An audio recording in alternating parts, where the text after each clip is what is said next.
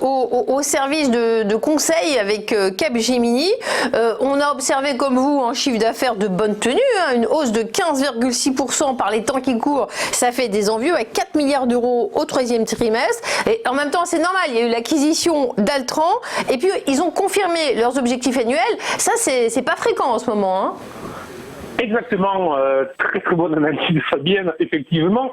Et en fait, ce qu'on va aussi remarquer avec le titre, c'est que cette semaine, elle a connu début de semaine très atypique, puisque lundi, en très très forte baisse de 6 ou 7%, on va dire, en sympathie avec ce qui s'est passé donc outre-Rhin avec SAP en Allemagne qui lui chutait de près de 20%, et les investisseurs ont craint que l'avertissement de SAP en Allemagne vienne impacter le chiffre d'affaires, les bénéfices de Capgemini, puisque tout le monde sait très bien que Capgemini travaille avec SAP sur tous ses projets ciel. Donc, mais hier, très bonne nouvelle, très heureuse nouvelle pour les investisseurs. Donc, suite à l'annonce de ce trimestriel, l'action avait ouvert en très forte hausse, hein, puisqu'elle gagnait plus de 6%.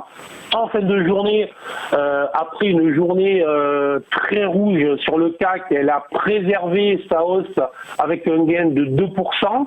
Donc, c'est effectivement remarquable vu le contexte, mais sur le plan graphique, on va dire que c'est moyen lorsqu'on ouvre avec une hausse de 6 à 7% et que l'on redescend. Ça veut dire que sur la journée, vous avez eu en fait une baisse de 5%. Donc évidemment, ça fait mieux que le marché, mais quand même, on constate que les investisseurs ont pris quand même leurs bénéfices sur la valeur. Donc c'est positif, on va dire à moyen long terme, c'est remarquable sur le fondamental, mais la problématique, c'est que on attend tous ce soir et voir ce qui va se passer, et tout le monde est quand même très inquiet.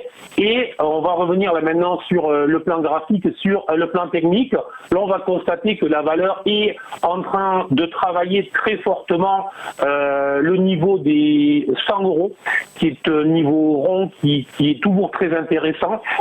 Et tout simplement, hein, on va considérer que si la valeur, l'action tenait au-dessus des 100 euros, ce serait plutôt positif, donc plutôt très intéressant en ce moment.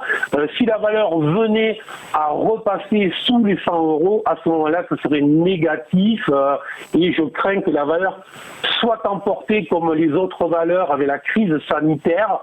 Maintenant, si jamais c'était le cas, il ne faudra surtout pas oublier les résultats du troisième trimestre, et donc dans peut-être plusieurs journées ou plusieurs semaines, selon ce que l'on va subir dans les prochaines journées et les prochaines semaines. Il faudra peut-être revenir à ce moment-là sur le titre, puisque l'entreprise a fait preuve quand même d'une résilience remarquable pour son troisième trimestre.